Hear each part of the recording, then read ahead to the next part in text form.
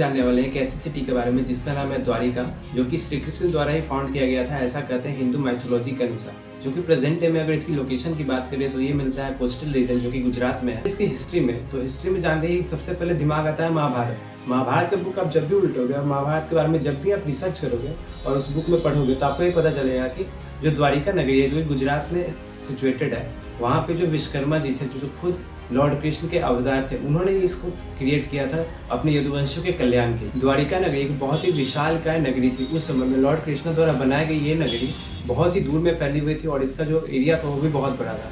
ये जो पूरा किंगडम था ये पूरा लॉर्ड कृष्ण के द्वारा ओन किया जाता था, रूल किया जाता था और इसमें जो सारे सिस्टम और लॉज थे वो भी लॉर्ड कृष्ण द्वारा ही बनाए जाते थे। द्वारिका में सब कुछ अच्छे चल रहा ही होता है, तभी टाइम आ जाता है लॉर्ड कृष्ण का जाने का। जैसे ही लॉर्ड कृष्ण यहाँ पे द्वारिका छोड़ दी जाते हैं तो सबमर्जन यानी कि लॉर्ड कृष्ण के जाने के बाद ही जो द्वारिका होती है वो पूरे पानी के अंदर सिंक हो जाती है। आज के समय में द्वारिका को विजिट करने जाते हो तो आपको बहुत दूर पहले ही रोक दिया जाता है, क्योंकि गवर्नमेंट ऑफ इंडिया के द्वारा प्रोटेक्ट किया गया है और इसमें किसी को एंट्री नहीं है। लेकिन बहुत सारे मरीन आर्कियोलॉजिस्ट इसके ऊपर एक्सप्लोर किया, बहुत सारे रिसर्च किए हैं। मरीन आर्कियोलॉजिस्ट को जब ये ड्यूटी दी गई तो शुरू में तो कुछ नहीं दिख रहा था, लेकिन बहुत सारे रिसर्च करने के बाद जब 1500 से 2000 फीट तक पानी के अंदर जाने के बाद उन्हें कुछ ऐसे सबूत मिले जिसे देख के आप दंग रह जाओ। वहाँ पे उन्हें महाभारत के टाइम के स्कल्पचर्स, बहुत सारे वहाँ पे यूज करने वाले इक्विपमेंट्स, शस्त्र और उस समय के यूज करने वाले खाने पीने की वस्तुएं मिली, जिनमें फॉसिल्स का जब रिसर्च किया गया तो उसमें प्रेजेंट किए हुए फॉसिल्स 6000 से 7000 साल पुराने थे और 6000 से 7000 साल पुराने यानी कि महाभारत के समय के वो सारे स्कल्पचर्स इसको कंफर्म करते हैं। सारे स्कल्पचर्स और ये सारे एक्सपेरिमेंट को रिसर्च करने के बाद में ये पता चलता है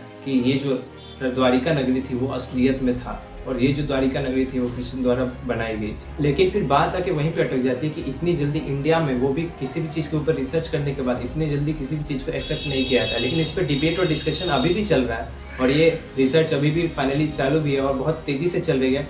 जो आर्कियोलॉजिकल सर्वे ऑफ इंडिया है ये इसके ऊपर पूरी तरह से रिसर्च कर रही है और ये अभी तक पूरी कंप्लीट नहीं हुई, जितने जल्दी सके ये लोग कंप्लीट करने की कोशिश में है। और डिबेट होना एक अच्छा भी टॉपिक है, इससे जो सारे सच्चाई होते हैं वो सामने निकल के आते हैं और अच्छे से जो रिसर्च है वो भी कंप्लीट होती है। तो ये थी पूरी सच्चाई। आप लोगों को वीडियो कैसे लगे आप लोग कमेंट में जरूर बता देना और वीडियो को एक लाइक कर देना और चैनल को सब्सक्राइब कर देना और मिलते हैं किसी और वीडियो में। तब तक के लिए बाय बाय।